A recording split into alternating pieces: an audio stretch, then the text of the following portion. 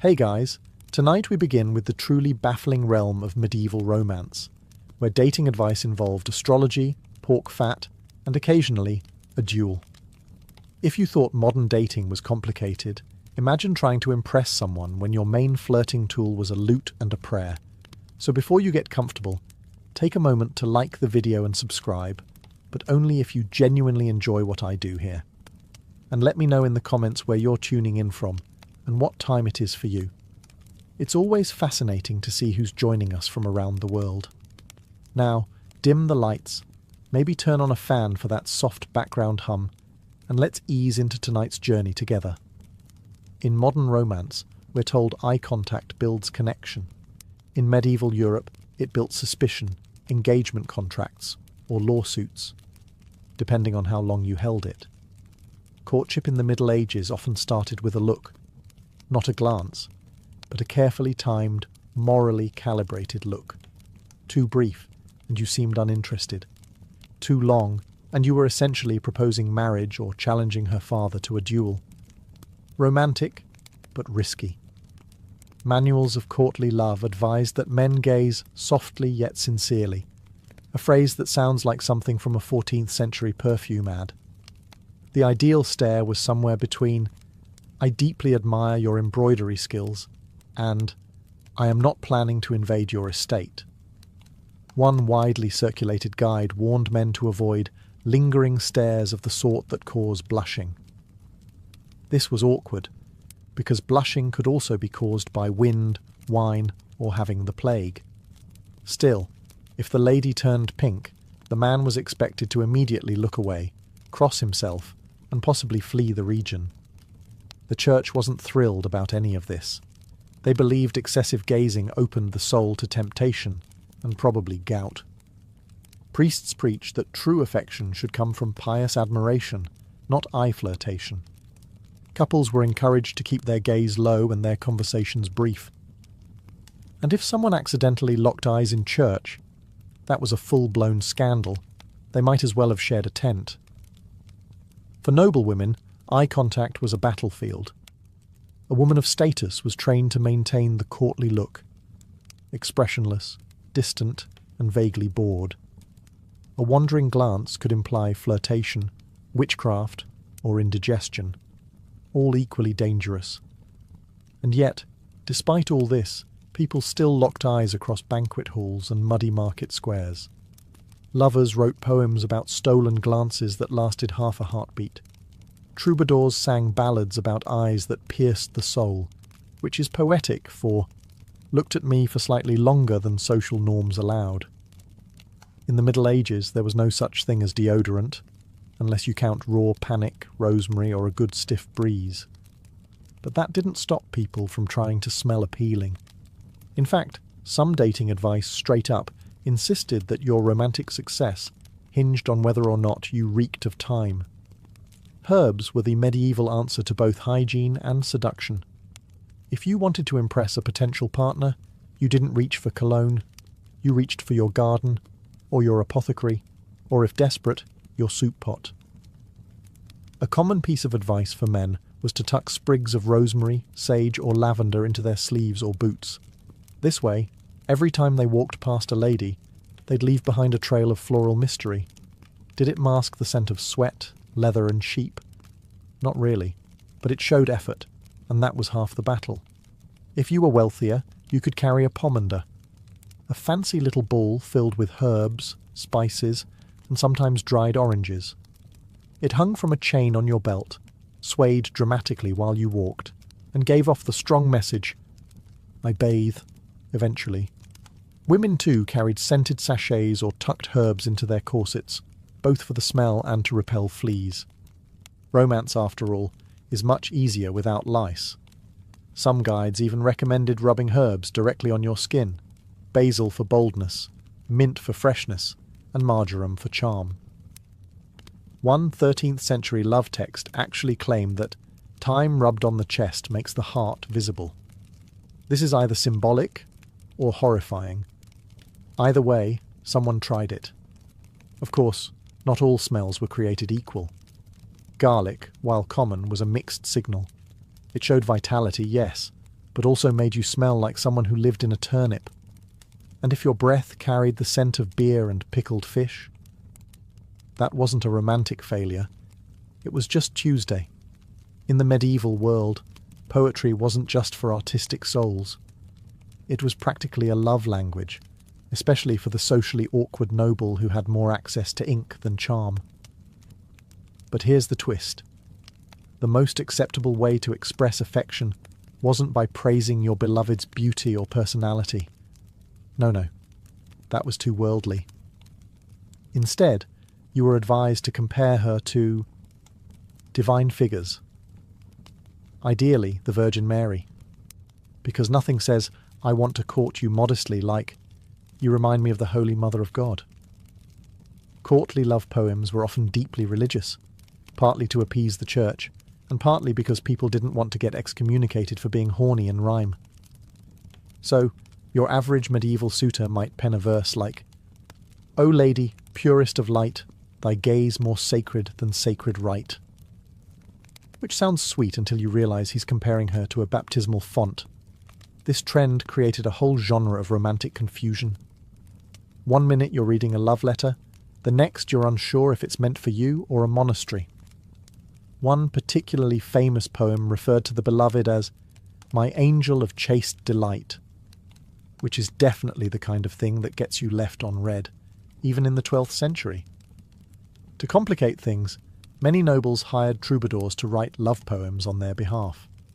These bards specialised in verses that walked the fine line between romantic and legally deniable. The result? Songs that praised your hair, your soul, and your moral character, but made sure not to imply any sinful thoughts. Medieval sexting was, essentially, 27 stanzas of "I admire your virtue" from afar. Some women wrote back, often with poetry of their own, though theirs tended to be slightly more honest. "I admire your courage, your manners, and the fact that you have land," which, honestly, is still solid criteria. All in all, medieval poetry was a safe way to say "I like you" without actually saying "I like you." Wrap it in Latin, rhyme it with grace, and maybe quote a psalm for good measure. That way, if things went wrong, you could just claim it was meant for a nun. Let's say you've written your beloved a heartfelt message, full of poetic restraint, religious metaphors, and a tactful lack of emotional vulnerability. Well done. But you're not finished yet. Now, you need to season it. Yes, in medieval times, a proper love letter wasn't just about the words, it was about the aroma. Scented parchment was considered the height of sophistication and romantic flair. And while modern lovers might spritz perfume, your average 14th century romantic reached for the spice rack. Cinnamon, cloves, rose petals, even a dusting of ground nutmeg if you were really trying to impress someone with delicate sinuses. These were the fragrances of love, or at least the best attempt at masking the scent of ink, damp parchment, and medieval hands.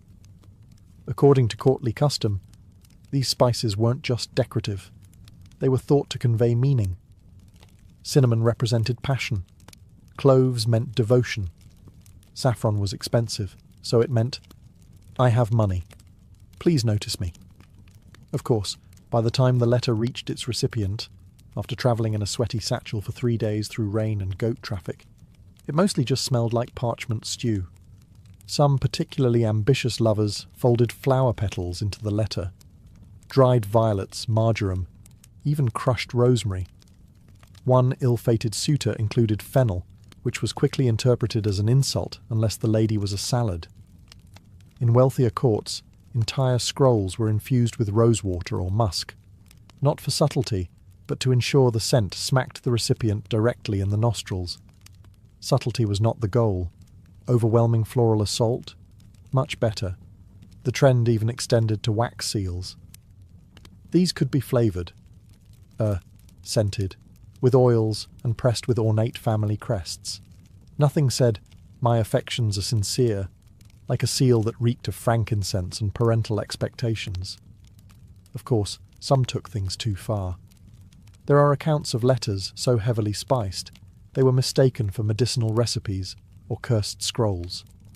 One famously fragrant poem allegedly attracted mice during delivery. Romance was complicated. Modern dating might involve flowers, chocolates, or the occasional playlist. In medieval Europe, the gesture of love was often a recently deceased woodland creature. To demonstrate bravery, masculinity, and excellent aim, knights and noblemen frequently gifted their beloveds the spoils of the hunt. A bouquet of roses was nice, but a freshly slain boar's head, still slightly steaming. That was the real way to say, "I think about you when I throw spears." This was not considered strange. In fact, it was encouraged. According to 14th century chivalric tradition, a man's hunting ability reflected his worthiness as a suitor. If you could chase down a stag, wrestle it to the ground, and present its antlers on a silver platter, you were basically a medieval Ryan Gosling, and women were expected to act delighted.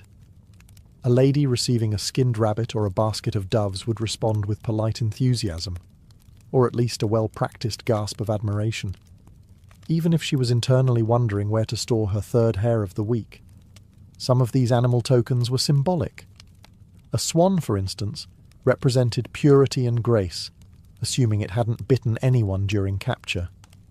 Falcons, associated with nobility and power, were a common high-status gift, although they required constant feeding, training, and occasionally bit your fingers off. Romantic. Less noble men sometimes resorted to smaller prey, hedgehogs, ferrets, or the ever-popular rabbit. One lovesick baker reportedly gifted a duck to a miller's daughter, only for it to escape into her family's well. That relationship did not prosper, but the absolute apex of medieval wooing, the ceremonial deer presentation.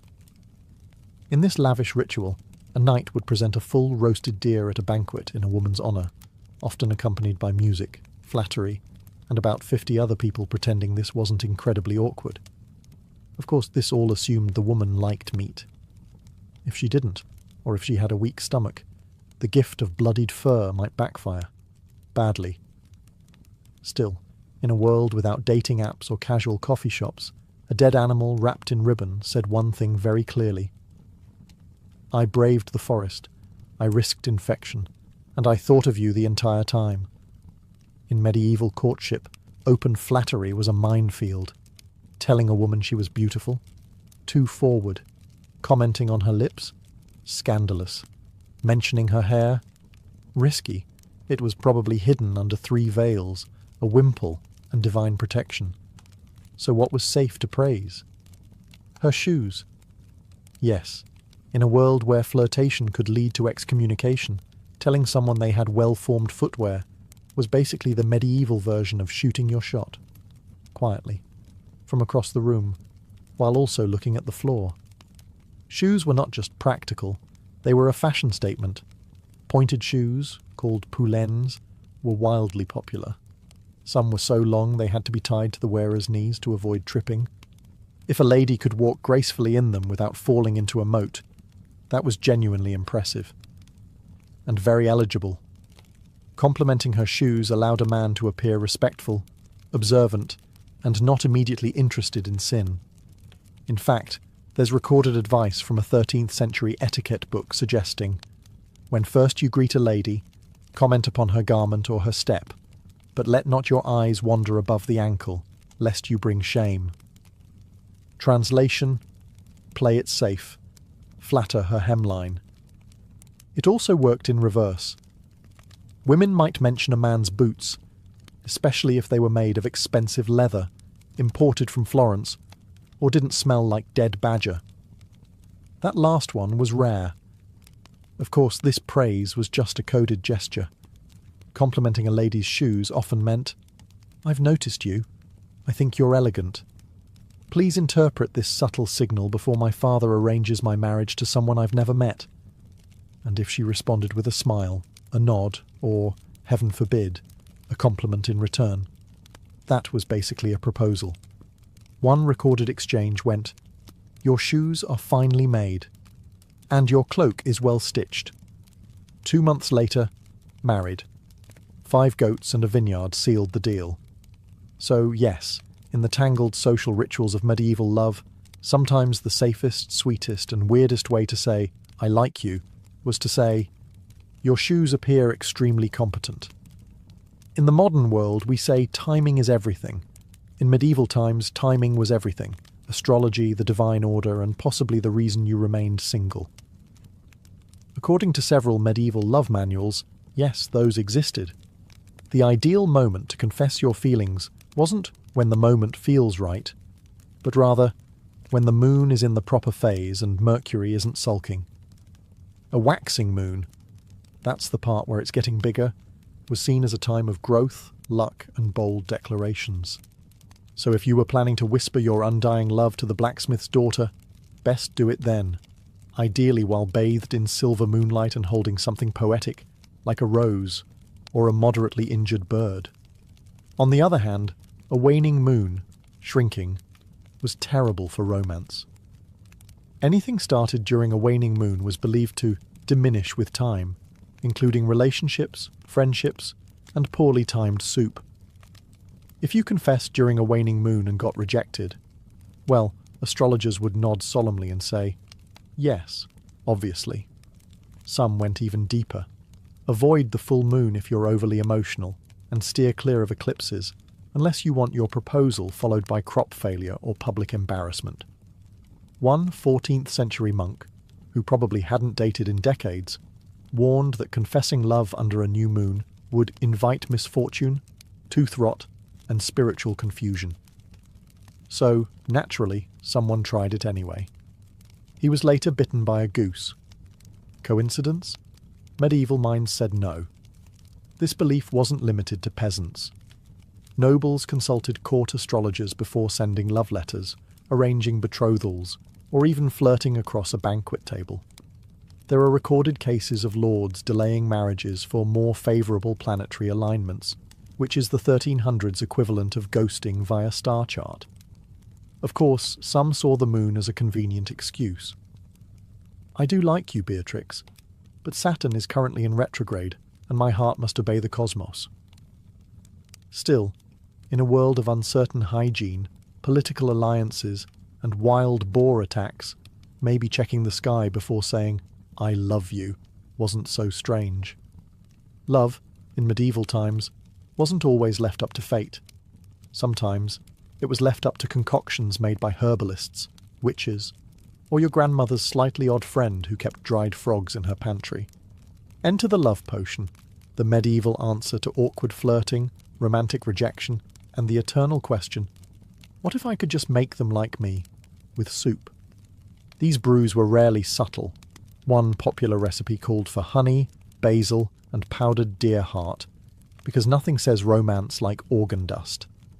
Other variations included ingredients like rose petals, cinnamon, wine, and occasionally something alarming like ashes of burned hair. You had to be really in love to stir that into a drink. Some potions were meant to be ingested, others were dabbed onto clothing, a few were buried under thresholds or hidden inside baked goods, which is fine, until your crush bites into what tastes like rosemary and regret. It gets weirder. There are recipes involving graveyard dirt, boiled fingernails, and even the fat of a black cat. No actual cats, please. Medieval people had some wild ideas. One 12th century charm recommended whispering a chant over a piece of bread at sunrise, then feeding it to your beloved without telling them, which, to be clear, is how you get cursed today. Oddly enough, these love potions weren't just folk magic. They were taken quite seriously. Courts sometimes prosecuted potion makers for bewitching nobility. One nobleman claimed he was seduced against his will because the woman wore enchanted rosemary. Sure, Harold. Blame the herbs. Of course, not every potion worked. Many just made people sick, dizzy, or mysteriously prone to writing poetry. Still, belief was powerful. If someone thought they were under the spell of love, they sometimes acted the part, which frankly isn't so different from modern dating after 2 glasses of wine. In the Middle Ages, love wasn't just a matter of the heart. It was a matter of honour, bruised egos, and the occasional dented helmet. If another man so much as glanced at your beloved for half a second longer than necessary, Medieval etiquette dictated one of two responses.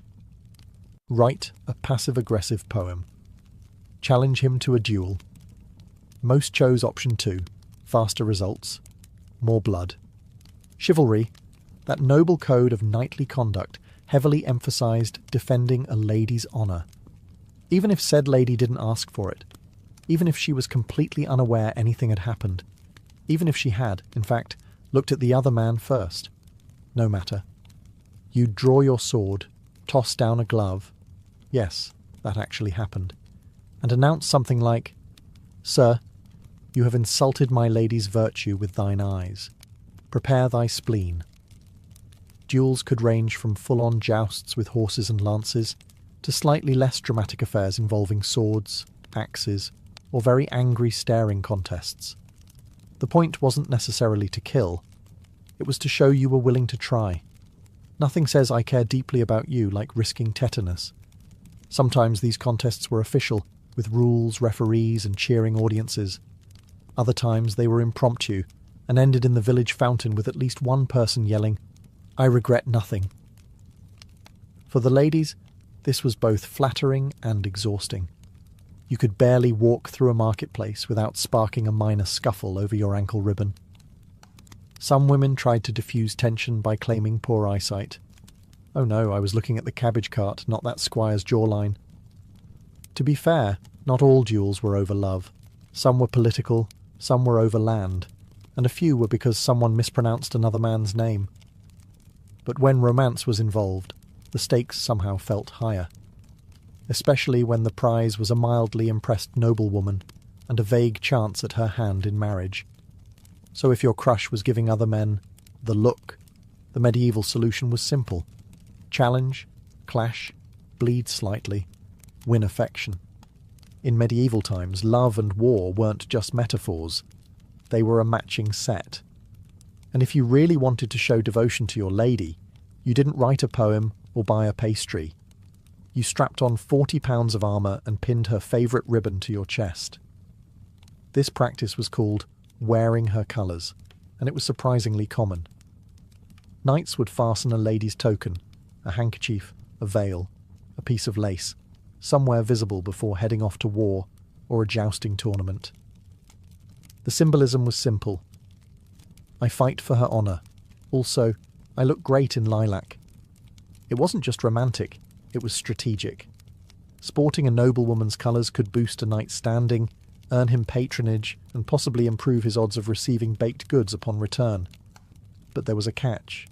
You had to look dignified, even if your token was, for example, embroidered with daisies and smelled like her laundry. Some knights went full theatrical. There are records of men wearing entire sleeves from their lady's gown on their armour, dangling awkwardly and occasionally catching on weapons. One poor soul had a garter tied around his helmet, which was impressive until it slipped down mid-joust and caused a minor concussion. Colour choice mattered too. Red stood for passion. Blue meant loyalty. Green was complicated. Depending on the region, green either meant hope, fertility, or that your love interest was possibly seeing other knights.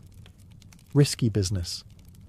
Of course, critics of the custom claimed it made warriors look more like walking laundry racks than soldiers, but these critics often failed to attract dates. Coincidence? Likely not.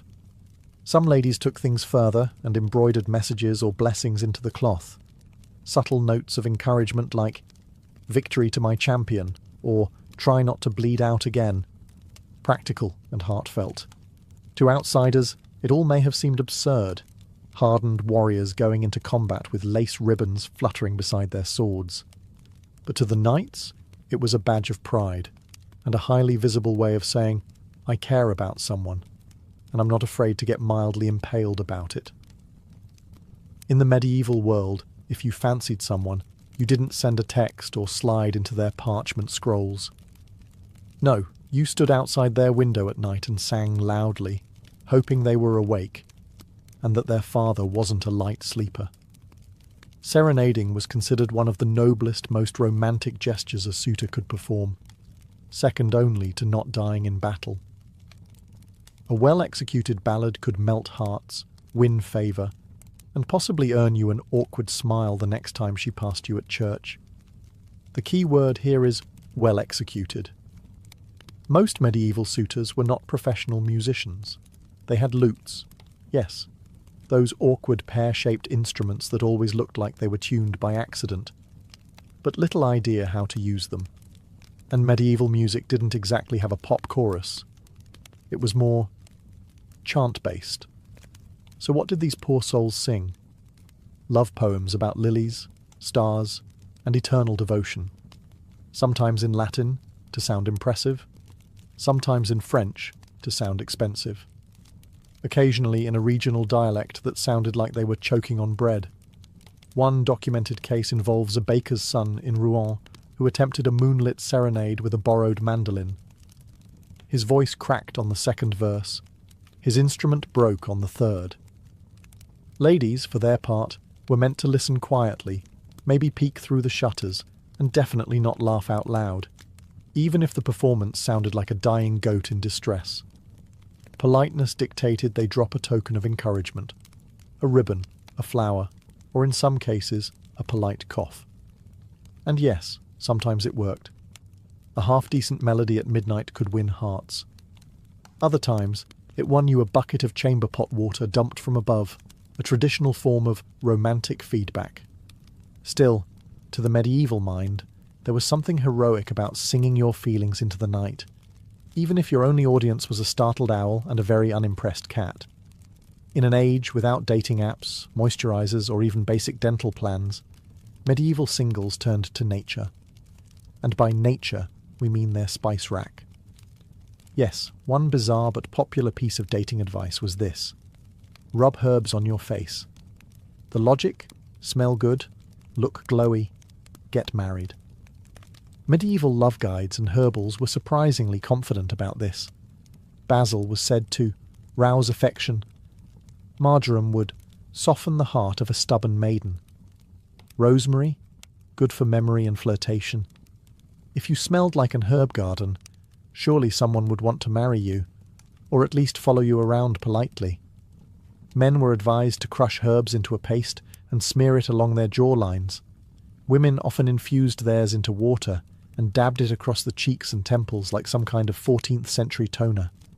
The results? Mixed. Very mixed. Imagine showing up to a feast with parsley oil running down your neck and thyme leaves stuck in your eyebrow. Charming, in theory. Alarming, in practice. Some guides got specific. A man should bathe his visage in mint at sunrise, that he may appear pleasing unto all who look upon him. Which is noble sounding, until you realise they probably meant literally bathing in mint, and that's assuming you had access to both mint and water, a luxury combination. The wealthy used herbal blends with rose water, saffron and sandalwood, less for seduction, more to smell like someone who didn't wrestle pigs for a living. The poor made do with garlic, onion, or whatever didn't attract rats. Romantic. Of course, rubbing basil on your cheeks didn't guarantee success, but it showed effort, and in a society where bathing was semi-annual, smelling like anything other than disappointment was already a good start. Interestingly, this practice led to entire industries. Apothecaries sold love salves made from secret recipes, red, mashed-up garden clippings, promising to make the user irresistible. Results may have varied. Side effects included sneezing and goat attraction. In a world where saying "I love you" outright could lead to scandal, a duel, or a very tense dinner with your father's overlord, medieval romantics turned to something safer and far more cryptic: flowers. Welcome to the botanical secret code of medieval courtship, where a single bloom could carry more emotional weight than an entire scroll of poetry, and also fewer spelling errors. The logic was simple. Each flower had a meaning.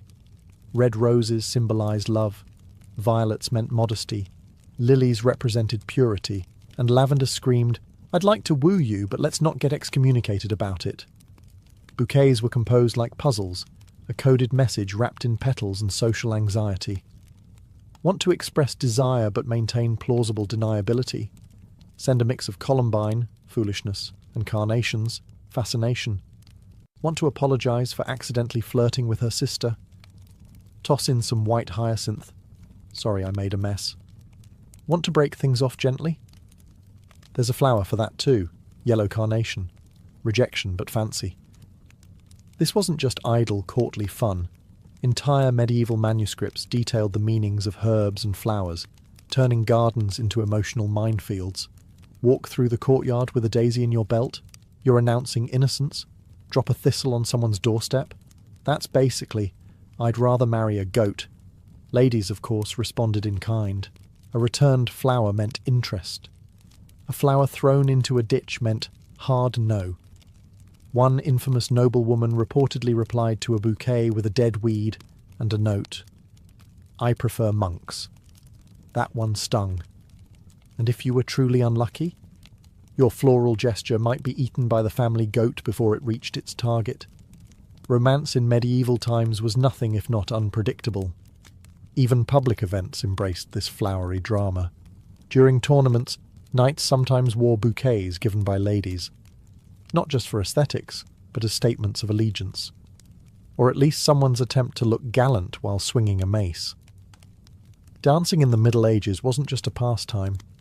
It was a delicate game of romantic chess, played with your feet, your dignity, and a firm understanding of where not to place your hands.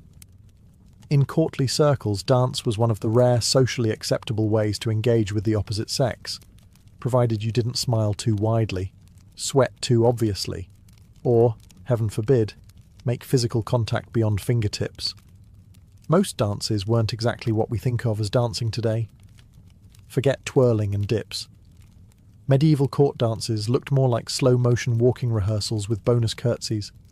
The Bass dance, literally low dance, involved gliding slowly in coordinated lines, gazing politely, and silently screaming inside because you just brushed elbows. Still, it was thrilling. Touching fingertips during a partnered step was practically a marriage proposal. One extra spin, and suddenly your aunt was sewing your wedding tunic. Dancing was full of coded messages. A long gaze during a turn could say, I admire you. A missed step might say, I am unworthy of your affection. And stomping on her foot meant, well, probably that you'd never speak again. For the more outgoing, village dances offered slightly looser rules. The carol, a round dance accompanied by singing, was more relaxed, but still watched closely by chaperones with hawk-like instincts and absolutely no chill. Music came from live minstrels, bagpipes, or someone hitting a drum that may or may not have been a repurposed cooking pot. Dancers had to move in sync or risk public humiliation, mild injury, or stepping on a noblewoman's gown, a punishable offence in at least 3 provinces. Interestingly, some love guides actually suggested observing your partner's dancing style as a clue to their personality. Graceful and coordinated, a good match. Wild and unpredictable, passionate, flailing like a wounded goose. Perhaps not ready for commitment. You've written the poems, sung beneath her window, worn her colours, and managed not to get gored in a joust. Congratulations. You're almost there. There's just one final boss battle in medieval romance: her family. Winning a woman's heart in the Middle Ages was only half the war. The other half involved convincing her parents, especially her father, that you were sufficiently wealthy, marginally sane, not currently excommunicated. The process was rarely romantic. It involved dowries, land discussions, and a series of tense dinners where everyone pretended they weren't negotiating a small feudal alliance. Families wanted proof of stability. Do you have sheep? Do you have land? Do you have at least one working tooth? These were the medieval equivalents of, are you emotionally available? The answer, often, was still no. Sometimes the woman's family demanded symbolic gifts, not just to show affection but to prove investment. A decent suitor might offer a bag of grain, a cloak or a carved spoon. A wealthy one might bring horses, gold, or an entire pig.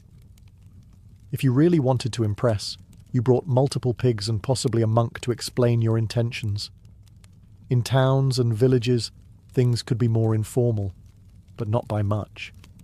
A father might judge your worthiness by your handshake, your boots, or your ability to wrestle a neighbour over property lines. It wasn't a system built on nuance. Mothers were no easier. Some insisted on testing your character with riddles, church attendance, or your ability to sit through long meals without blinking. One record describes a mother who only approved suitors who could churn butter, efficient and selective. And even if the family liked you, there were still alliances to consider. Marriages weren't just unions of affection. They were mergers of assets. You weren't just asking for her hand. You were asking for partial control of her family's goat pasture, and they knew it. Still, if you passed their tests, if you proved brave, respectful, and moderately solvent, they might nod in approval. Just once. Maybe. And that nod, that was your green light. To a Viking, death was not the end of the road. It was simply the start of a far greater journey. Life on Earth, with all its battle cries, feast halls and long voyages, was just a proving ground. What lay beyond was what truly mattered.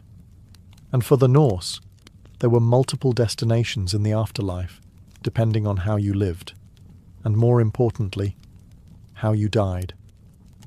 If you died a warrior's death, blade in hand and courage in your heart, you had a chance to be chosen by the Valkyries. These mythical female beings, Odin's fierce servants, scoured battlefields and selected the bravest of the slain. Their reward? A place in Valhalla, Odin's own mead hall in Asgard. There, the dead warriors would train for Ragnarok, the final apocalyptic battle. By day, they fought one another in glorious combat. By night, they drank and feasted as if it were their last day on earth. Then, they did it all over again. But not all souls found themselves in Valhalla. Freya, the goddess of love and war, also claimed half of the battle slain to dwell in her hall, Folkvanga. Others might journey to Helheim, a shadowy realm ruled by the goddess Hel, especially if they died of sickness, old age, or were deemed unworthy of warrior glory. Helheim wasn't necessarily a place of torment like the Christian hell, but it wasn't exactly a party either. This afterlife hierarchy mattered deeply, and so did how you were buried. A warrior who aspired to reach Valhalla couldn't just be tossed in a ditch with a few bones and regrets.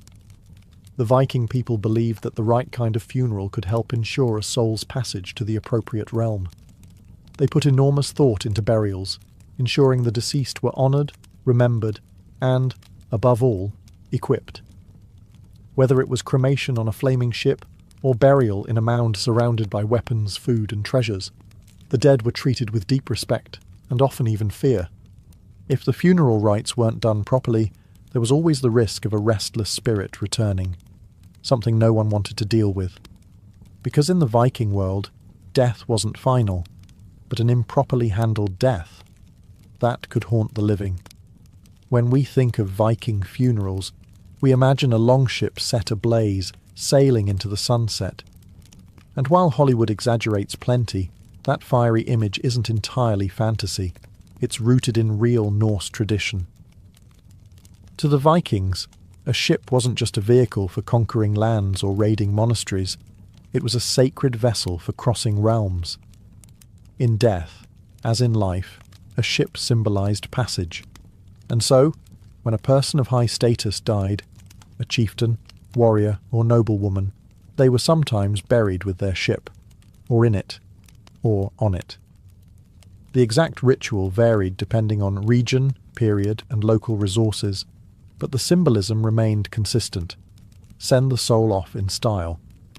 In coastal regions, especially around Norway and Sweden, it was common to dig a large trench in the shape of a ship, lay a real vessel in it, and place the body inside along with grave goods, swords, shields, food, animals, and even sacrificed thralls or slaves.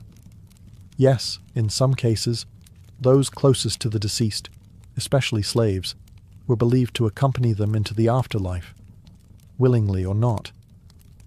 After the body was prepared, the ship was often covered with stones and soil, forming what we now call a burial mound.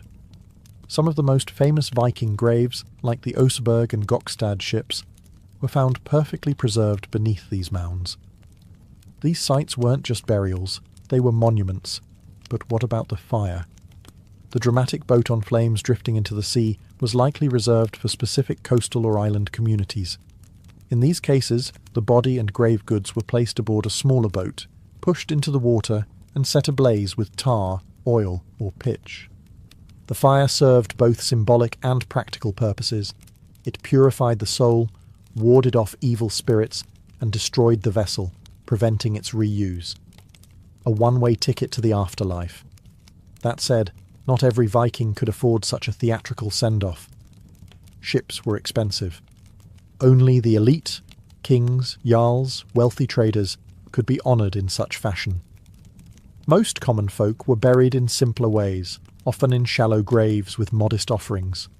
Still, the ship remained the most iconic symbol of Norse death rites. Whether buried beneath earth or consumed by flame, it was the vehicle that carried a Viking from Midgard to eternity. Because even in death, the sea called. While ship burials might steal the cinematic spotlight, cremation was arguably the most widespread Viking funeral practice, especially during the earlier periods of the Viking Age.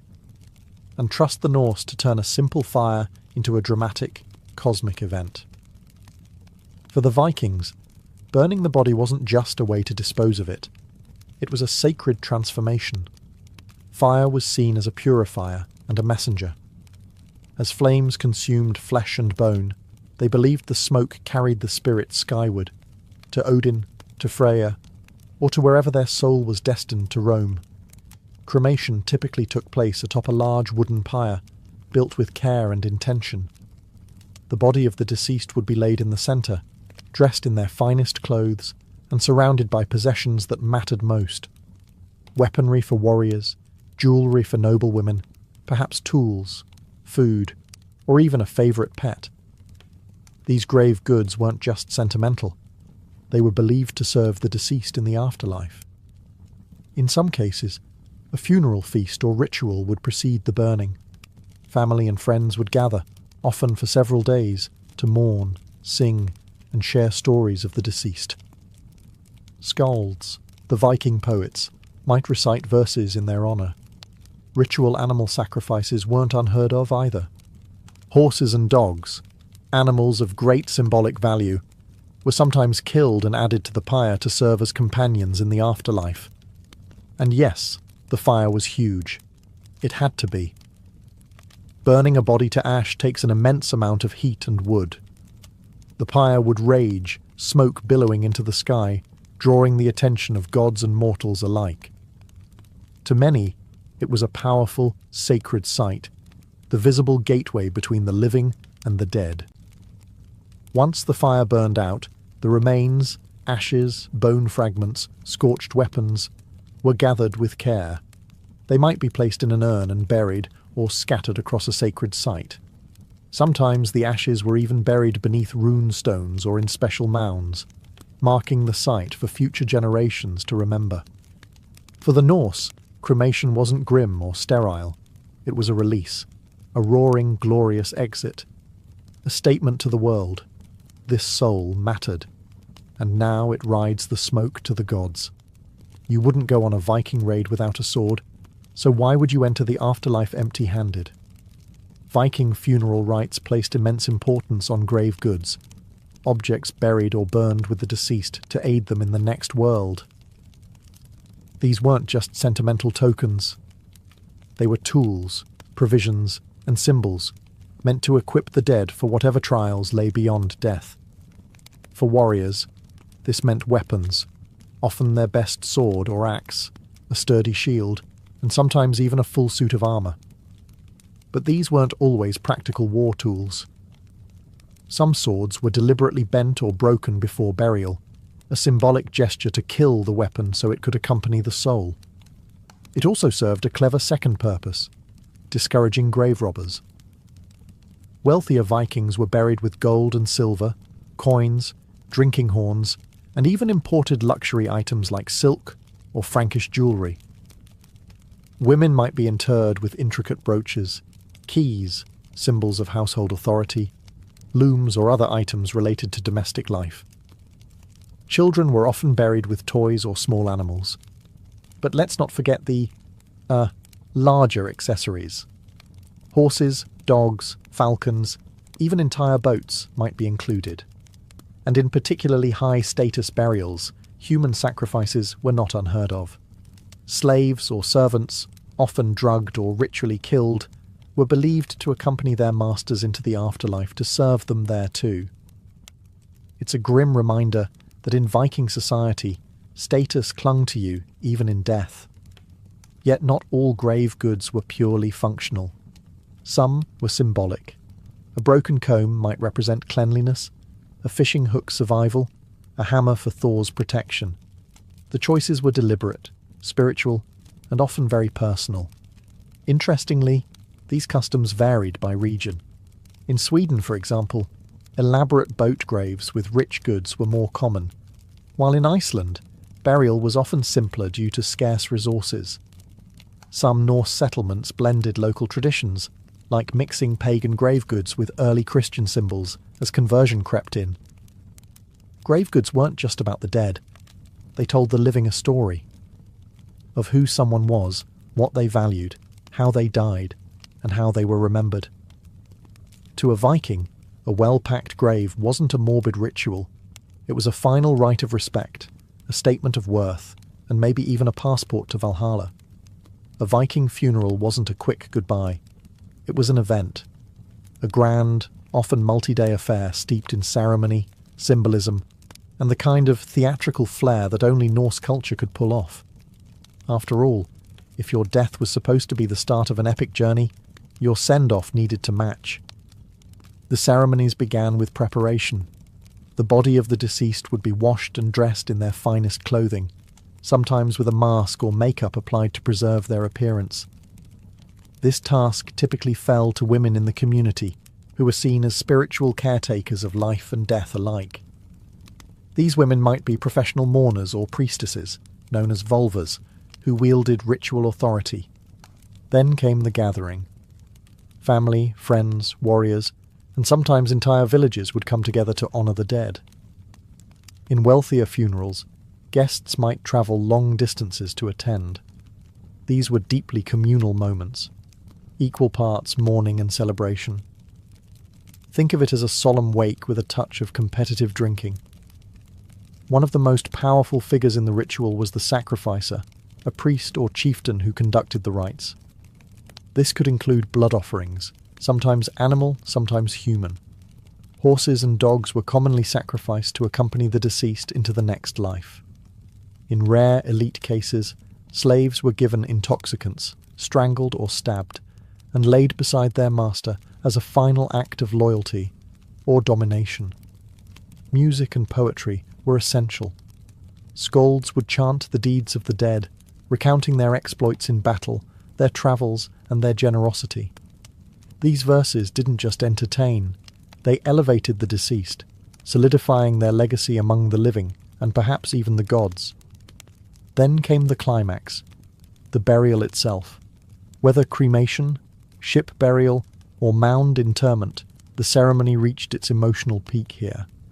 As flames rose or soil fell, mourners might shout farewells, offer final toasts, or place last-minute items into the grave, coins, amulets, or tokens of affection. And after the burial, the funeral feast. Meat, mead, and merriment weren't just indulgent, they were spiritual. Sharing a meal honoured the dead and reaffirmed bonds among the living. Life continued, but memory remained. These rituals did more than bury the body. They helped process grief, legitimize heirs, and preserve the social order. A Viking funeral was less about death and more about legacy. If there's one detail about Viking funerals that tends to raise eyebrows, and sometimes stomachs, it's this. Human sacrifice was real, and while it wasn't part of every funeral, when it did happen, it made a lasting impression, both historically and spiritually. In Norse cosmology, the afterlife was a continuation of the life you led in Midgard. So, if a powerful chieftain or warlord had servants, guards, or concubines while living, it made sense, at least to the Vikings, that he'd want them in the next world as well. Only, of course, those companions had to get there the hard way. The most detailed account of such a rite comes from Ibn Fadlan, a 10th century Arab diplomat who witnessed a Viking funeral on the Volga River. He described in grim detail the ritual killing of a female slave, called the Angel of Death in his account, who volunteered, or was chosen, to join her master in the afterlife. The process was neither quick nor merciful. After days of preparation, intoxication, ritual sex, and ceremonial parading, she was strangled and stabbed before being laid beside the deceased in a burning ship. Disturbing? Absolutely. But to the Vikings, it was a sacred duty, perhaps even an honour. Dying to serve your master in the afterlife was seen, at least by some, as a form of loyalty and spiritual elevation. But let's be clear, it was also a brutally patriarchal practice rooted in power dynamics and control. Not all sacrifices were human. Animals, especially horses, dogs, and sometimes oxen, were far more commonly killed to accompany the dead. These creatures symbolized strength, status, and companionship. Their presence in the grave served both spiritual and social purposes. Over time, especially as Christianity spread through the Norse world, the practice of human sacrifice faded. Christian clerics were horrified by these rites, and local kings, eager to align with European powers, began outlawing them.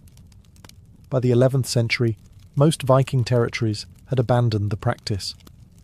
Still, these sacrifices remain one of the most haunting aspects of Viking funerals, a reminder that Norse culture, for all its poetry and heroism, also embraced some very dark rituals in the name of legacy and honour.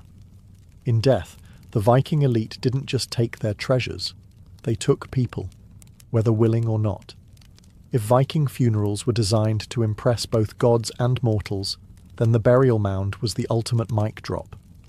These towering earthen tombs dotted the Norse landscape like scars of memory. Silent, hulking reminders that someone important had died and demanded to be remembered. The practice of building burial mounds, or hauga, dates back to pre-Viking times, but the Norse turned it into an art form. These weren't casual graves. They were architectural statements, spiritual lighthouses and territorial markers rolled into one. The size and complexity of a mound often reflected the wealth and influence of the deceased. If your mound could be seen from the fjord, from a passing road, or from the enemy settlement across the river, that meant you mattered. The process started with selecting the site. Location was everything.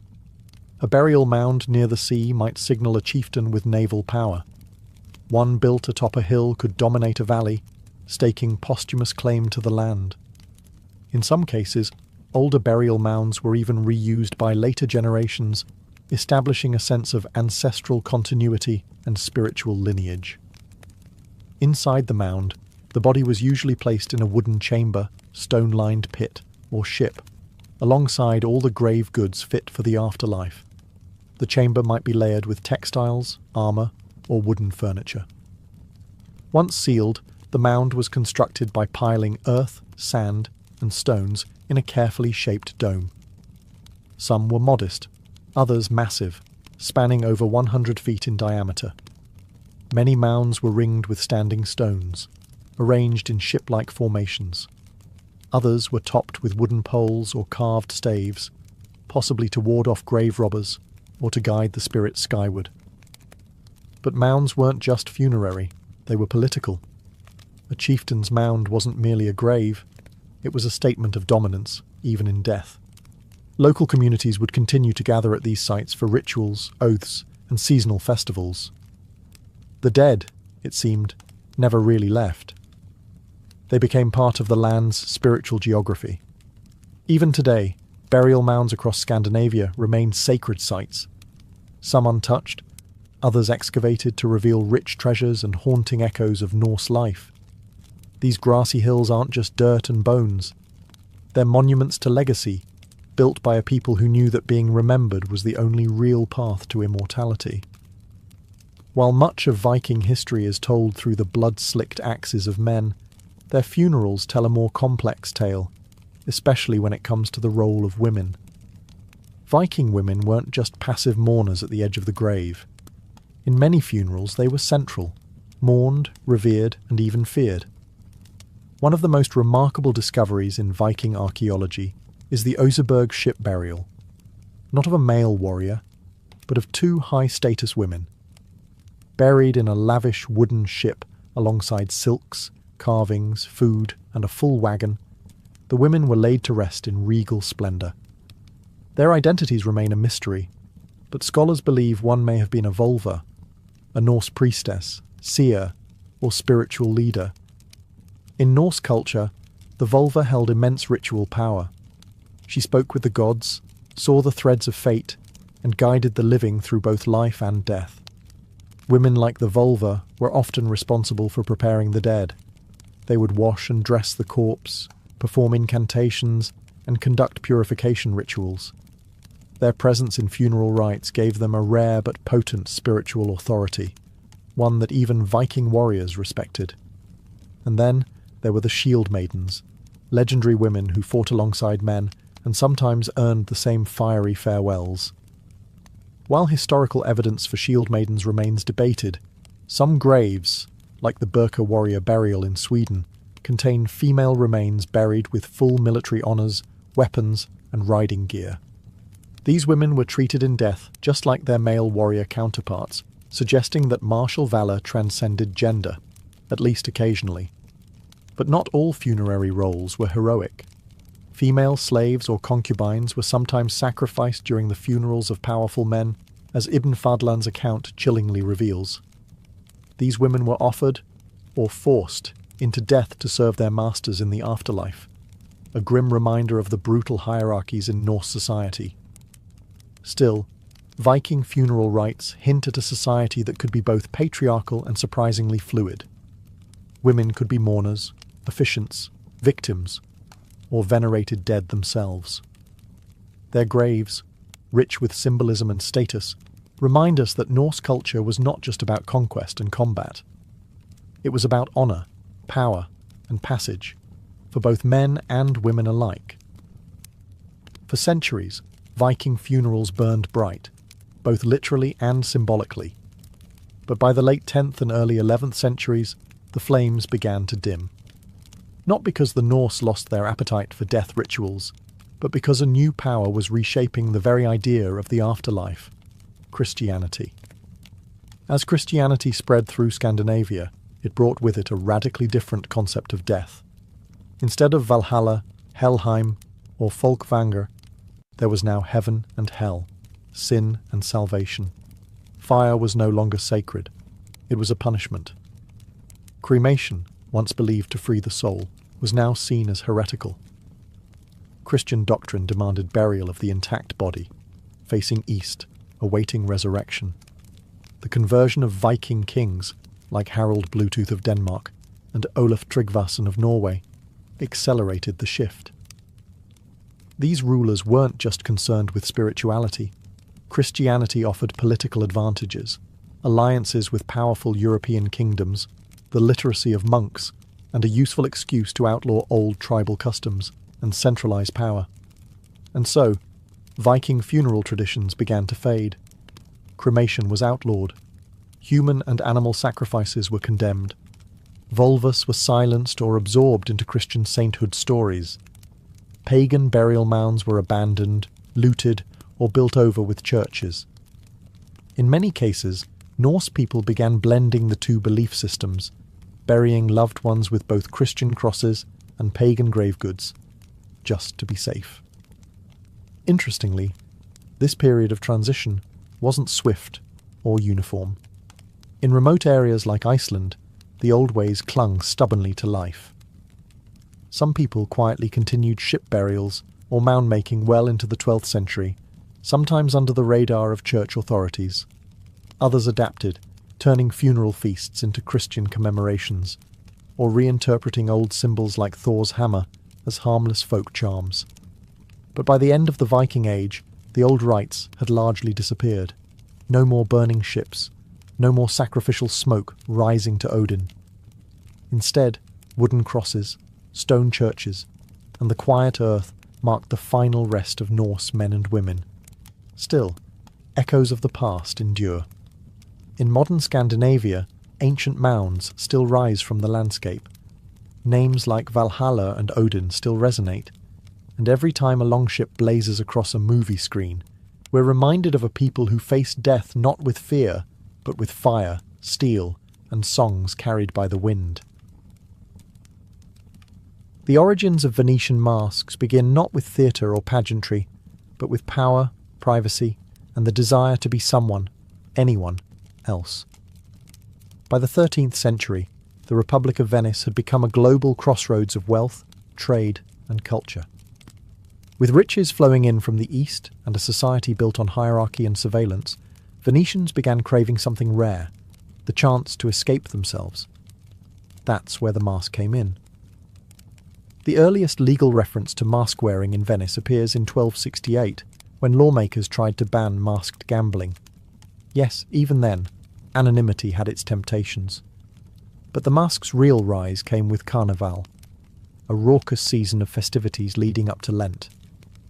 In those weeks before 40 days of piety and restraint, Venice turned upside down. Social classes blurred, sins were temporarily forgiven, and everyone, from nobles to paupers, took to the streets in disguise. Masks weren't just costumes, they were weapons. They allowed the rigid, rule-bound citizens of Venice to momentarily cast off the expectations of gender, class, and family name. A servant could taunt his master. A noblewoman could sneak into a gambling den. A priest could walk unrecognised into a brothel. The mask equalised and destabilised. The most common mask in these early days was the bauta, a white mask with no mouth opening, worn with a black cloak and tricorn hat.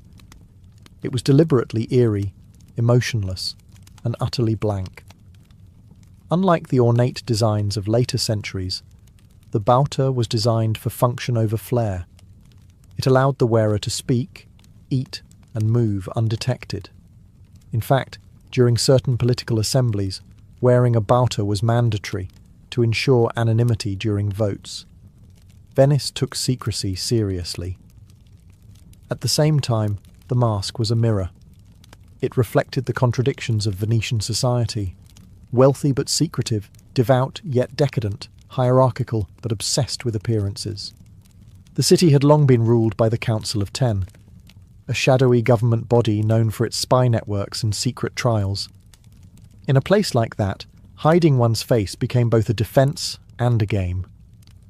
By the late medieval period, masks weren't just tolerated, they were essential. They gave Venetians the freedom to play, flirt, rebel, and confess. And in a city built on illusion and artifice, what better symbol than a face that wasn't really yours? If the streets of Venice seemed enchanted during Carnival, it wasn't just the masks, it was the entire city surrendering to illusion. For weeks before Lent, Venice became a stage, and every citizen a performer. The rules of everyday life, the rigid hierarchy, the tight-laced etiquette, the ever-watching eye of the church, collapsed under a wave of music, laughter, and carefully orchestrated chaos. The Carnival of Venice, or Carnevale di Venezia, is first officially documented in 1296, when the Venetian Senate declared it a public holiday. But it likely had older, more pagan roots, possibly linked to Roman Saturnalia festivals, a time when roles were reversed and order was gleefully subverted. By the Renaissance, it had become the most famous festival in Europe, drawing aristocrats, travellers, and opportunists from across the continent. Masked balls took place in lavish palazzi, streets filled with jugglers, fire-breathers, and impromptu theatricals. The Grand Canal teemed with gondolas strung with lanterns and musicians. The air smelled of roasted nuts, perfume, and intrigue. But underneath the sparkle, Carnival wasn't just fun and games. It was an emotional release valve. For a city so obsessed with decorum and surveillance, Carnival allowed Venetians to indulge in what they were otherwise denied. Affairs bloomed, satire flourished, Grievances were aired in songs, gestures or pranks, all under the protective shield of anonymity. Even the clergy, who often condemned the excesses, were known to participate, just in slightly less conspicuous attire. The ruling elite tolerated this spectacle for a reason. Carnival wasn't a rebellion, it was a carefully managed illusion of freedom. Let the people blow off steam now, and they'll stay obedient later. It was social control by way of seduction, and the mask was its crown jewel. Interestingly, laws attempted to regulate the chaos. There were strict limits on when masks could be worn, usually from December 26th to Shrove Tuesday. Even during Carnival, masks were forbidden in churches, convents and gambling houses during daylight. But these laws were often ignored or selectively enforced. Venice, after all, thrived on bending rules with elegance. For Venetians, Carnival wasn't about becoming someone else. It was about revealing who they really were, free from consequence. And with a mask on your face and music in the air, anything, absolutely anything, seemed possible. Among the many masks of Venice, one stands above the rest in both mystery and dominance, the Bauta. Its stark white surface, sharp jawline and blank expression gave it an unsettling neutrality. But this wasn't just a costume choice. The Bauta was both a symbol of freedom and a tool of political manipulation. Unlike other Venetian masks, the Bauta was designed for practicality. Its unique shape jutted out away from the mouth, allowing the wearer to speak, eat and drink without removing it. Worn with a black silk cloak, tabaro, and a three-cornered hat, it created a uniform appearance that was almost militaristic. But what made it particularly fascinating was that it wasn't just worn during Carnival. It was often required by law. In political assemblies and public votes, especially those involving the Council of Ten or state matters, the Bauta was used to preserve anonymity. Every man, regardless of rank, wore the same disguise. It was democracy by disguise, at least on the surface. The idea was to remove bias, fear, or favour. No one could know who was speaking or voting, thus protecting the integrity of Venetian governance. But of course, in practice, anonymity could also be weaponized. Behind the Bauta, nobles could move unseen through the city, whispering secrets, seducing lovers, or making underhanded deals. The mask gave its wearer plausible deniability. It blurred the line between duty and decadence. This duality made the Bauta dangerous. It could empower a citizen to speak out, or a conspirator to plot. And for the general population, encountering a figure in Bauta was unsettling. Was this a nobleman? A spy? A thief? A jilted lover? You'd never know, until it was too late. Unlike more theatrical masks, the Bauta had no emotion. No smile, no frown, no flourishes. It was the anti-mask, faceless, formless, yet deeply loaded with meaning. And this, paradoxically, made it the most powerful mask of all. In time, the Bauta became emblematic of Venice itself, elegant, mysterious, and quietly menacing. Even today, it remains the most iconic of the Venetian masks, a relic of a time when identity could be erased and reinvented with nothing more than a blank white face and a tilt of a tricorn hat. If the Bauta was the mask of power, the Moretta was the mask of control, subtle, feminine, and bound in silence. Worn almost exclusively by women, the Moretta was an oval-shaped black velvet mask that covered the entire face, enhancing the pallor of the skin and drawing attention to the eyes and hair. But it came with a twist. It had no straps. Instead, it stayed in place by means of a small button held between the teeth. Yes, between the teeth. If the wearer opened her mouth, the mask would fall off, which meant the Moretta rendered a woman completely mute. And that's where the strange power of the Moretta came in. In a society that both feared and fetishized female speech, this mask turned the wearer into a figure of intrigue and mystery. A silent woman in black velvet, unable to speak, react, or explain herself, was an object of pure allure. It allowed women, especially upper-class women, to to move through public spaces in a kind of social force field, hidden, elegant, untouchable. But this silence wasn't just seductive, it was strategic. Women attending mass, visiting convents, or attending secret assignations used the Moretta to protect their identities. Courtesans used it to maintain anonymity when mingling with powerful clients. In an era where a single scandal could ruin a woman's life, the Moretta offered protection, or, in some cases, plausible deniability. The mask also symbolized the tension between female agency and societal control. On one hand, it allowed women to move freely through male-dominated spaces. On the other, it literally silenced them. It gave them a kind of independence while reinforcing their objectification. Notably, the Moretta was considered especially fashionable in the 17th and 18th centuries, before falling out of use. By the time Venice began its decline and the carnival waned under Austrian and French rule, the Moretta became a relic of another time, one of many strange, beautiful and quietly troubling customs to vanish with the end of the Republic. Today, the Moretta rarely appears in modern carnival celebrations. Its silence is no longer fashionable. But in its time, it was the mask that said everything, by saying absolutely nothing.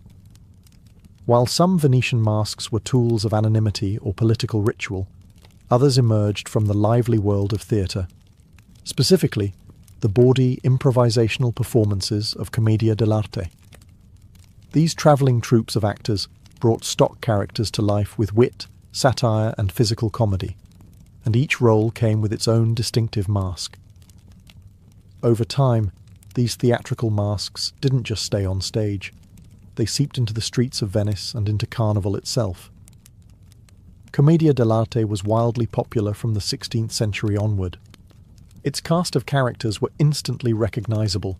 Harlequin, Arlecchino, the nimble servant with a patchwork outfit and a sly grin.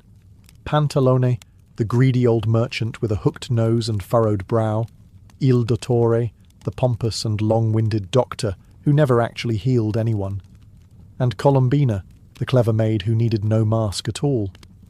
Her expressive face was her weapon. These characters represented types, roles everyone in Venetian society could relate to or ridicule. They exaggerated real human traits: lust, greed, ignorance, cunning. And because Commedia was rooted in improvisation, the actors tailored their jokes and plots to the local gossip, politics, and scandals of the moment. It was satire, slapstick, and social commentary all wrapped into one.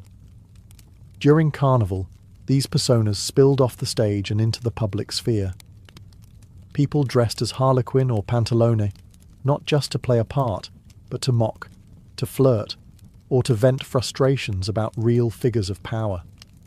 By donning a Commedia mask, a Venetian could make fun of a pompous official, imitate a cheating lover, or embody the fool everyone secretly pitied. And because these characters were universal, they were disarming. They let people laugh at themselves, safely. Even the authorities, who might frown upon open rebellion, allowed the masks to do the talking. After all, who could arrest Harlequin? This fusion of theatre and reality blurred the line between performance and participation. The entire city became a stage, and every masked face a character. It was art, yes, but also defiance, fantasy, and liberation. Through these theatrical masks, Venetians found a way to express truths too dangerous to say aloud. And isn't that what Carnival was really about? Wearing a lie that told the truth. For a society obsessed with appearances, Venice walked a razor's edge between piety and pleasure, and nowhere was that tension more visible than in the church's complex relationship with masks.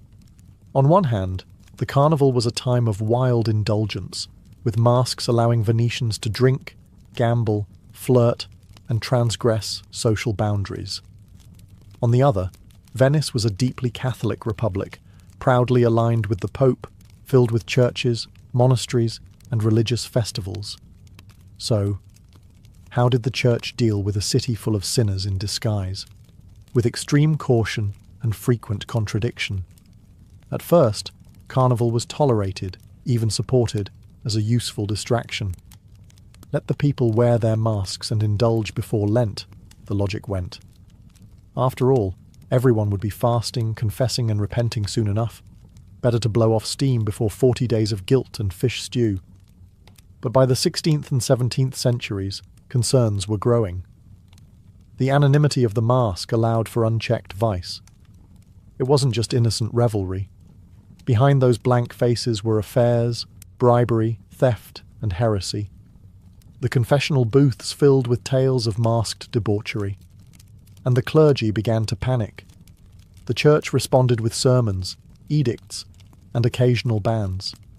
Certain types of masks were forbidden in holy places.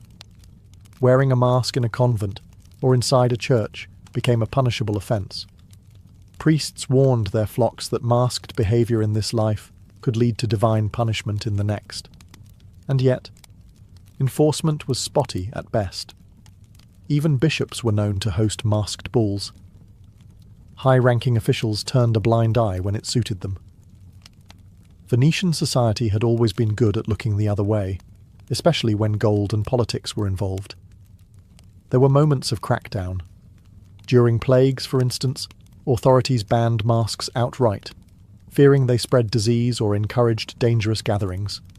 But like the carnival itself, these bans never lasted. The mask always returned. By the 18th century, as Enlightenment ideas crept in and the Republic weakened, the Church's influence started to wane. Venetian carnival, though still tied to religious rhythms, became more secular, more decadent, and less apologetic. In the end, the Church could lecture, condemn, and restrict, but it could never fully unmask Venice. The city's soul, it seemed, was always half in shadow, half in grace.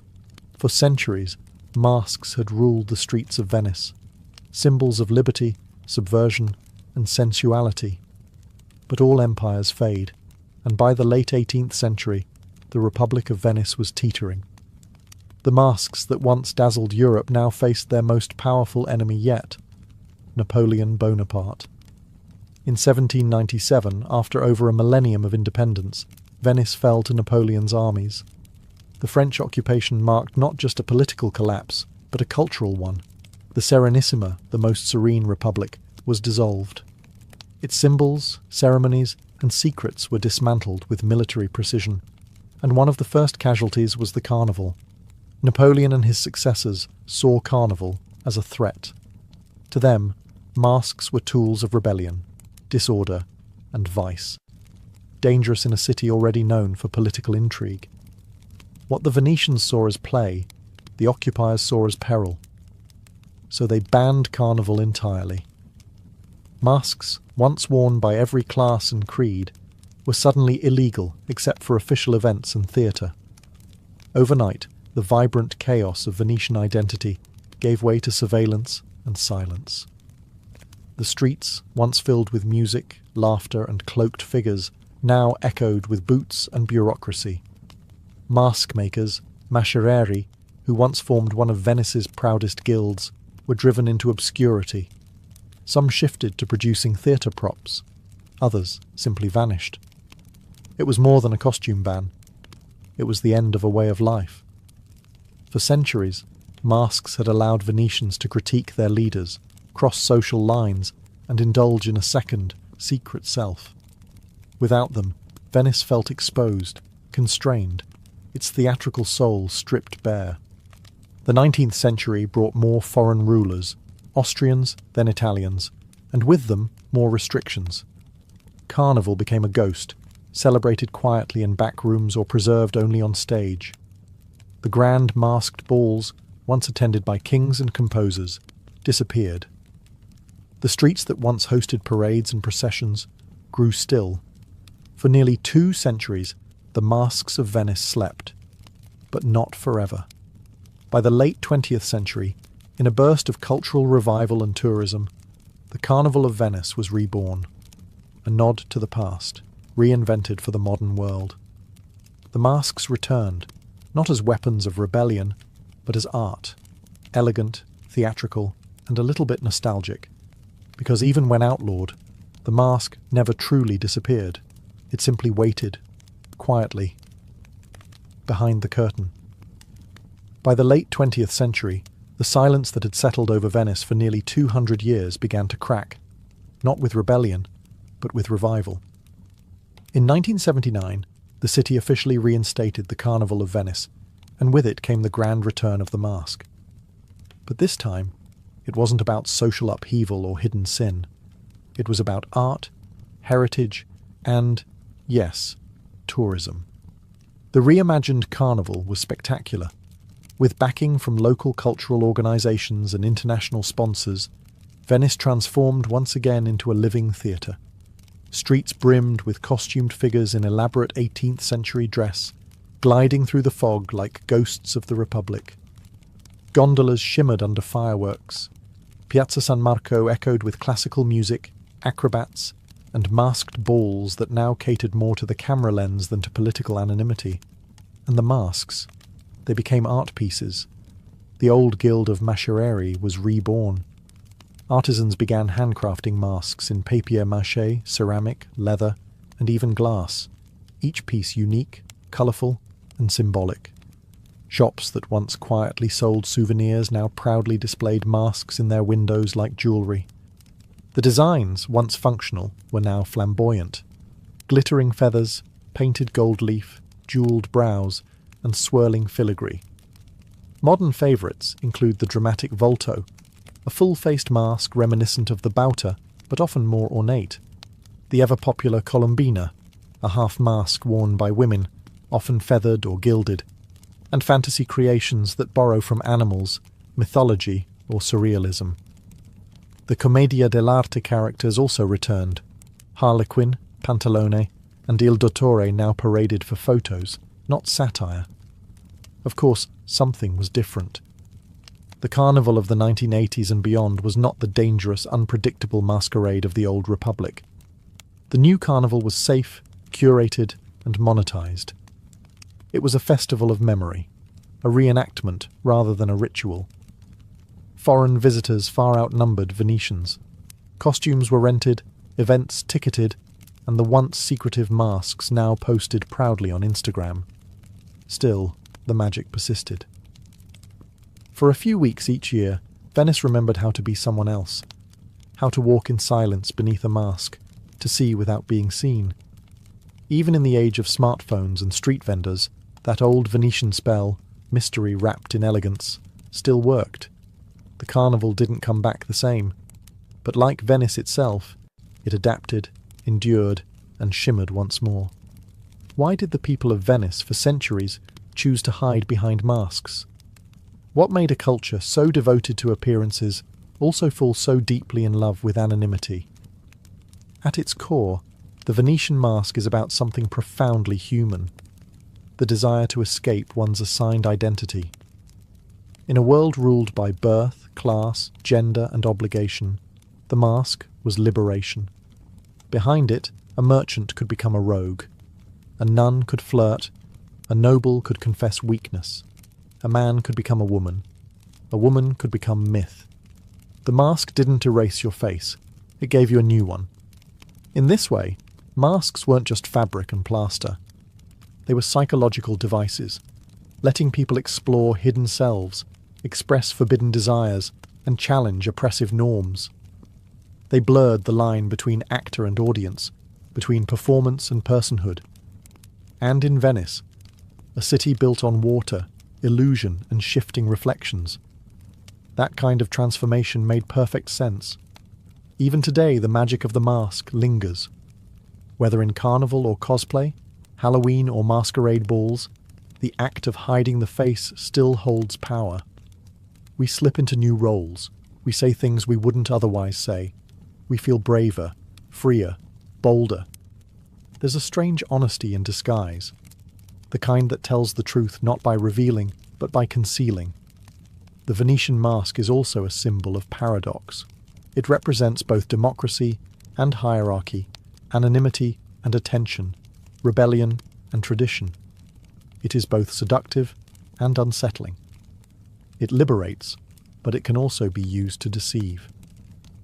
In Venice, It allowed the oppressed to mock the powerful, and the powerful to commit sins without consequence. It was both shield and sword. As the world today becomes ever more watched, tracked, and exposed, the mask reminds us of something we're losing: the right to privacy, the right to mystery, the right to reinvent ourselves without explanation. In Venice, they wore masks not to hide who they were, but to explore who they could be. So next time you see a Venetian mask, glimmering with gold, feathers fluttering in the wind, remember, it's not just a souvenir, it's a key to a city of shadows, to a festival of freedom, to the ever-changing face of human desire. The Kyoto of the early 1860s was no longer a city of serene temples and poetic calm. It had become a battlefield in disguise. Beneath the surface of its wooden eaves and sacred shrines, political violence simmered. Assassins roamed freely, bodies turned up in rivers, and every street corner echoed with whispers of revolution. The root of the chaos was simple: Japan was splitting in two. After more than 2 centuries of peace under the Tokugawa shogunate, foreign powers, especially America, Britain, and France, had forced open Japan's borders. Gunboats had shattered the illusion of isolation. In response, nationalist movements began rallying around a central idea: Sono Joy, meaning revere the emperor, expel the barbarians. But these weren't just slogans, they were battle cries. Pro-imperial samurai from domains like Choshu and Satsuma began infiltrating Kyoto, seeing the city as the symbolic heart of Japan. Their goal? Undermine the shogunate's grip and reassert imperial power. Every skirmish, every assassination, was a small symbolic strike at the status quo. The shogunate, based in Edo, modern-day Tokyo, watched helplessly as its influence unraveled in Kyoto. They still held legal power, but their authority was being mocked in the capital. To respond, the shogunate sent a group of warriors known as the Roshigumi, a temporary militia of masterless samurai, or ronin, to act as an escort for the shogun during his visit to Kyoto in 1863. But something unexpected happened. When the mission ended, a splinter group of 13 ronin refused to leave. They saw Kyoto not just as a duty, but as a calling. These men would form the nucleus of what would become the Shinsengumi. Backed by the Aizu domain, a powerful ally of the shogunate, these men were tasked with patrolling Kyoto and rooting out anti-shogunate agitators. Unlike regular samurai, they weren't nobles or hereditary warriors. Many came from humble or even disgraced backgrounds. But they had one thing in common: absolute loyalty to the shogunate and an appetite for blood if needed. Kyoto, once the quiet capital of emperors, was now a city under siege from within, and out of this smoke and paranoia, a new force emerged, wearing blue jackets, wielding swords, and enforcing order with chilling resolve. The Shinsengumi had arrived. The Shinsengumi began as little more than a ragtag band of ronin with a mission. But within a few short years, they evolved into one of the most feared forces in Kyoto, a sword-wielding police corps draped in blue haori and soaked in the blood of rebels. At the core of this transformation were 3 key leaders: Serizawa Kamo, Kondo Isami, and Hijikata Toshizo. All were ambitious, disciplined, and came from non-samurai backgrounds, an insult in the eyes of traditional feudal Japan. But what they lacked in pedigree, they made up for with ferocity and conviction. Serizawa, one of the original co-founders, was violent, unpredictable, and ultimately self-destructive. His reckless behavior, drunken brawls, extortion, and even attacking innocent civilians, put the fledgling group's legitimacy at risk. Kondo, a former instructor at the Tenin Rishin-Ryu dojo, and Hijikata, his icy, fanatically loyal lieutenant, saw the danger. So in 1863, they arranged a purge. Serizawa and his loyalists were assassinated in a night raid by their own comrades. It was brutal, efficient, and set the tone for what the Shinsengumi would become: loyal to the shogunate, loyal to each other, and absolutely ruthless toward internal dissent. Under Kondo's command and Hijikata's iron discipline, the Shinsengumi adopted a strict code of conduct. Members were forbidden from deserting, disobeying orders, or engaging in private duels. The penalty? Seppuku, ritual suicide. If you joined the Shinsengumi, you gave them everything: your sword, your life, your name. Their distinctive uniform, a light blue haori jacket often marked with white stripes, made them instantly recognizable. It was both a badge of honor and a psychological weapon. When Kyoto citizens saw those jackets in the mist, they knew violence was close. But this wasn't just about brute strength. The Shinsengumi saw themselves as samurai idealists, the last vanguard of a fading era. In a time when many warriors were abandoning the sword for politics or firearms, they clung to Bushido, loyalty, discipline, and martial excellence. They didn't want to modernize, they wanted to purify, and so the streets of Kyoto trembled. Assassins were hunted, conspirators were interrogated or executed. The Shinsengumi weren't just enforcing order, they were reshaping it, one sword stroke at a time. If there was a moment that catapulted the Shinsengumi from obscure street enforcers to legendary defenders of the shogunate, it was the Ikadaya incident of 1864. On a humid summer night in July, amid the paper lanterns and wooden corridors of central Kyoto, the Shinsengumi changed the fate of Japan's twilight era.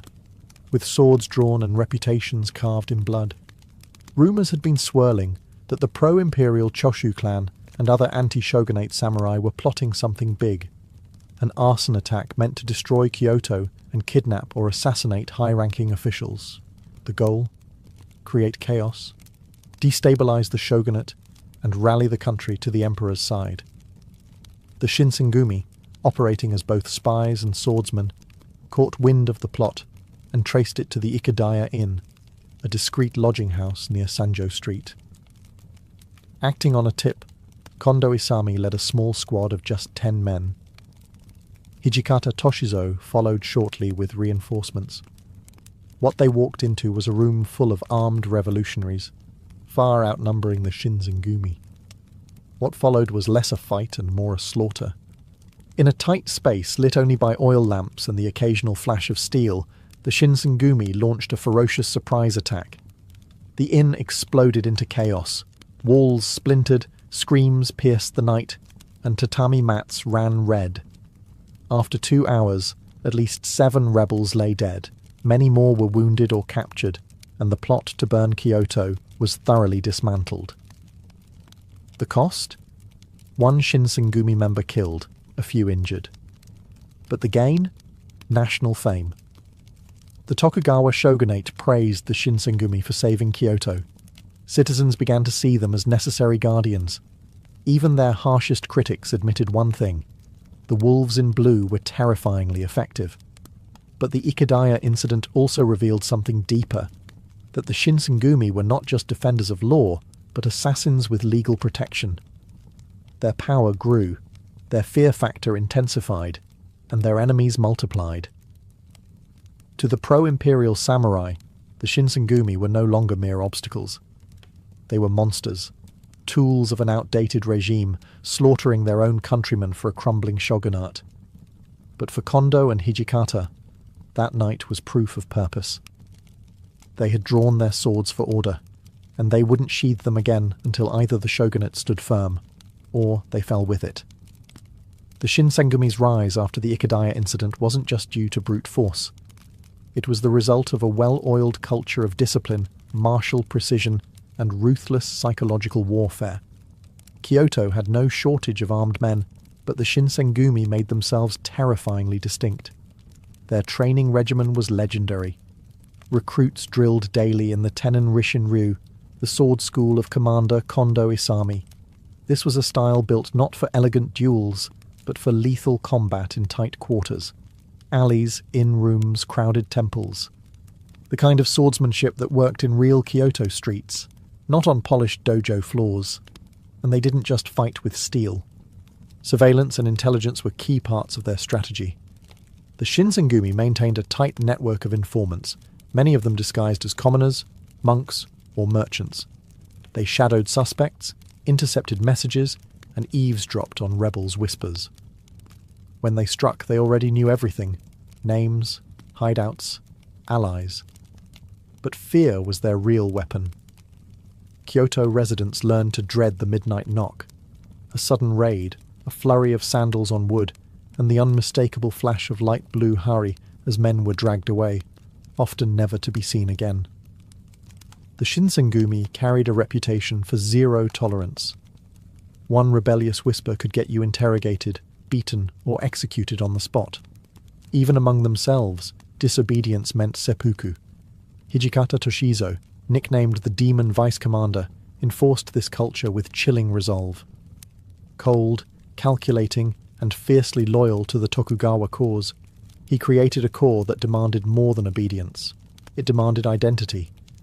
Members were no longer individuals. They were Shinsengumi first, men second. Their ranks swelled. From 13 original Ronin, the corps grew to nearly 200 at its peak. But this expansion came at a price. Not all recruits shared the original members' fanaticism. Some were spies. Others cracked under the pressure. Internal purges became common. Brothers turned against brothers. Yet in the midst of all this, the Shinsengumi still held one absolute belief: that Japan's feudal order was worth defending. They weren't fighting for a paycheck. They were fighting for an ideal, the samurai world, where loyalty trumped politics and the sword defined truth. But ideals, no matter how sharp, can break. And the world around them was beginning to change, faster than any katana could strike. As the 1860s marched on, the ground beneath the Shinsengumi began to shift.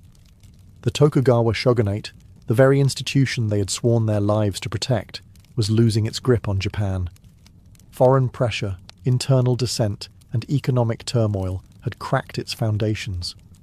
What had once been a question of loyalty was fast becoming a question of survival. Outside Kyoto, powerful domains like Satsuma and Choshu were uniting behind the emperor. Once rivals, these clans now shared a common enemy, the Tokugawa regime. And while the Shinsengumi were busy hunting rebels in alleyways, these domains were modernizing their armies, importing rifles, training with Western officers, and preparing for war. The age of the sword was being eclipsed by the age of the bullet. Inside the city, public opinion was also shifting. The Shinsengumi's once heroic image had begun to sour. Their strict methods, once seen as necessary, were now viewed as brutality.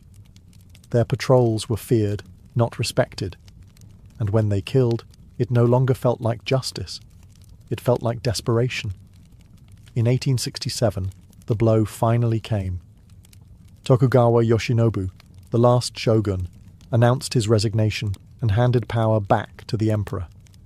At first, this seemed like a peaceful transition, but it was a tactical move, an attempt to preserve Tokugawa influence under a new imperial banner. The pro-imperial forces saw through it immediately.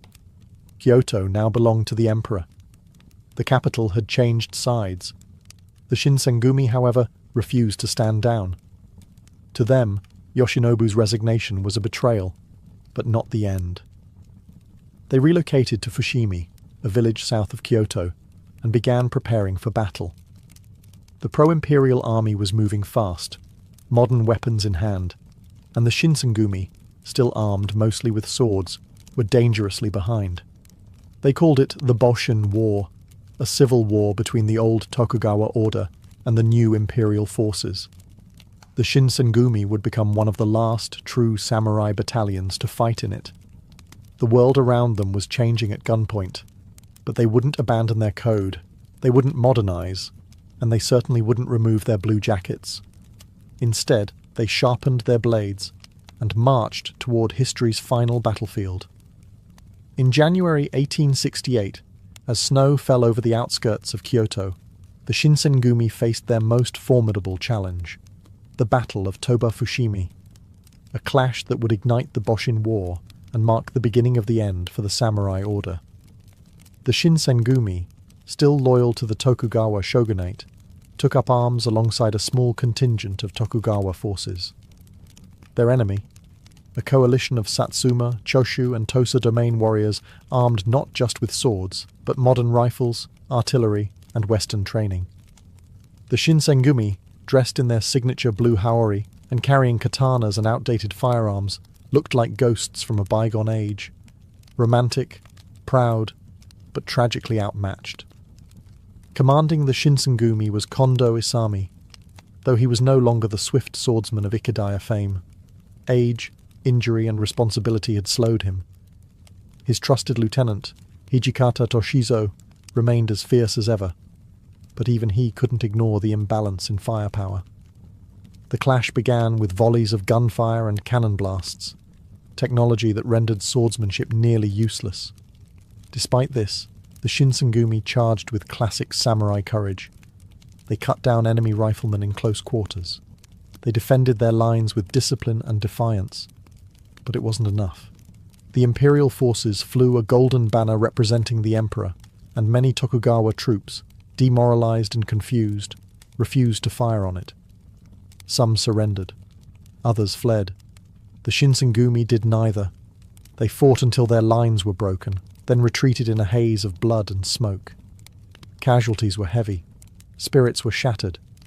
The days of tight street raids in Kyoto were gone. This was war on a new scale.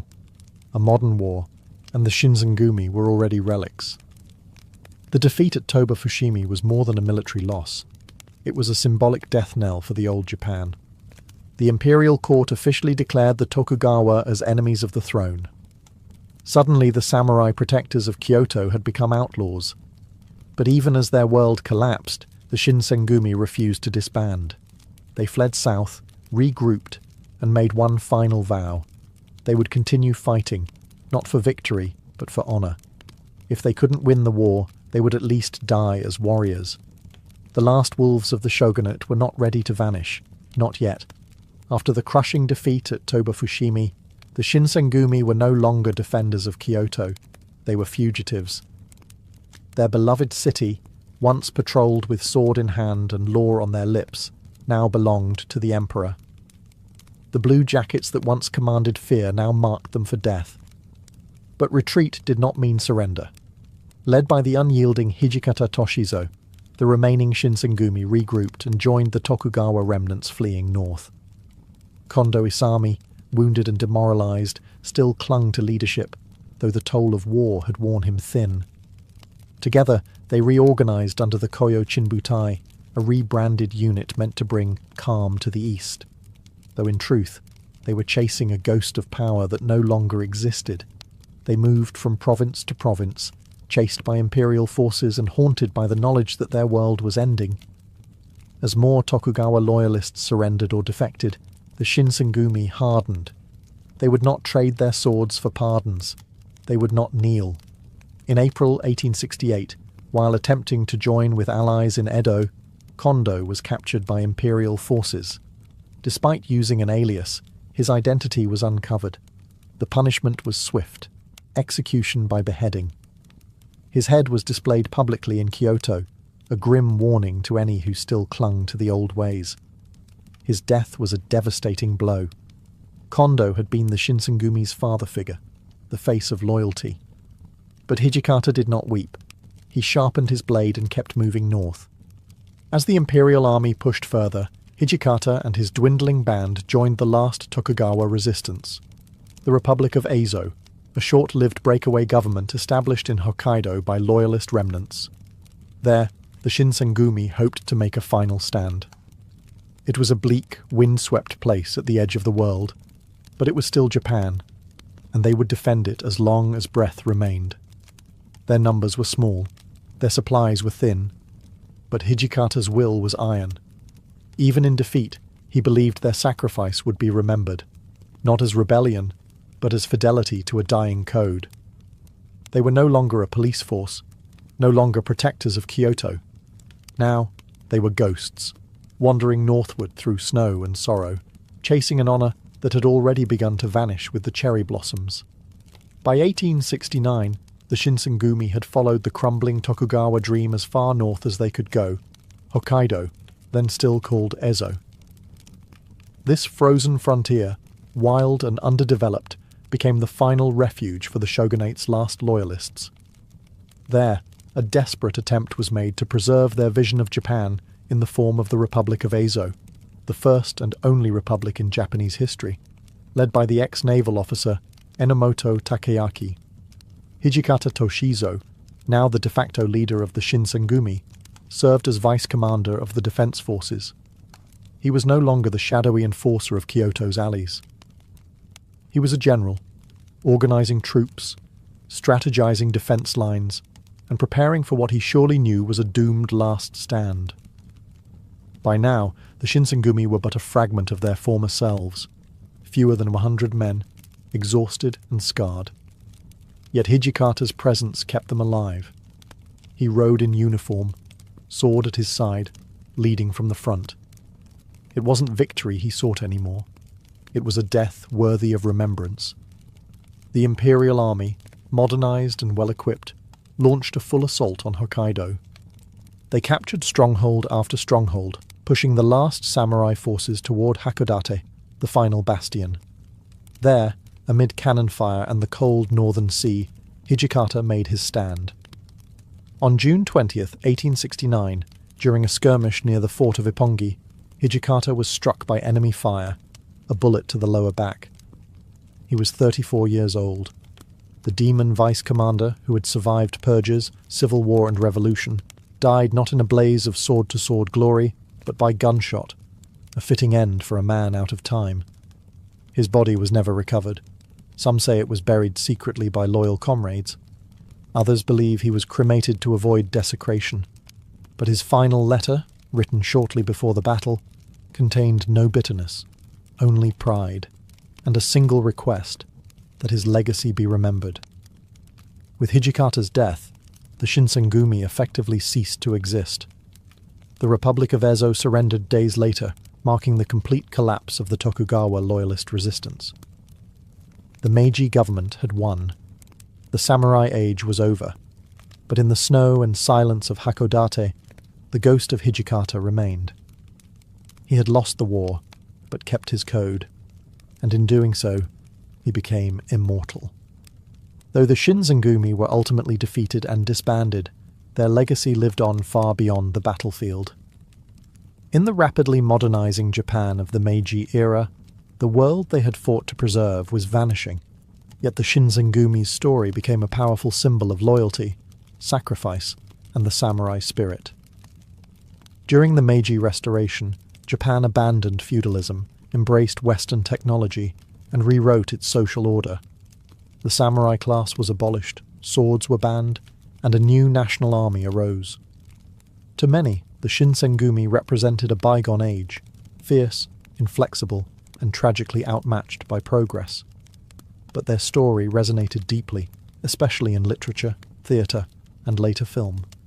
Writers portrayed them as tragic heroes, men who knew the world was changing, but chose to fight anyway, loyal to a fading ideal.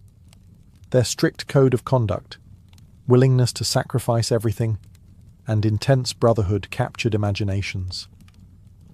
Among the most celebrated figures were Hijikata Toshizo, the demon vice-commander, whose iron will defined the group's character; Kondo Isami, the honourable leader executed with dignity; and Okita Soji, the youthful sword prodigy whose skill became legendary despite his illness. Today, the Shinsengumi have become a cultural icon in Japan and beyond. Their blue haori, distinctive swords, and stories of fierce loyalty appear in manga, anime, and movies. Historical reenactments and museums in Kyoto and Tokyo celebrate their memory, drawing visitors fascinated by their dramatic history. More than nostalgia, the Shinsengumi's legacy is a reminder of the tension between tradition and change. They stood at the crossroads of history, caught between samurai swords and rifle barrels, feudal codes and modern laws. Their fight was not just political, it was deeply personal, embodying a struggle many cultures face when confronted with unstoppable progress. In the end, the Shinsengumi were not just samurai police. They were men who chose honour over safety, loyalty over convenience, and action over despair. In a world hurtling toward the future, they became symbols of a fading past and the eternal human desire to stand firm even as everything falls away.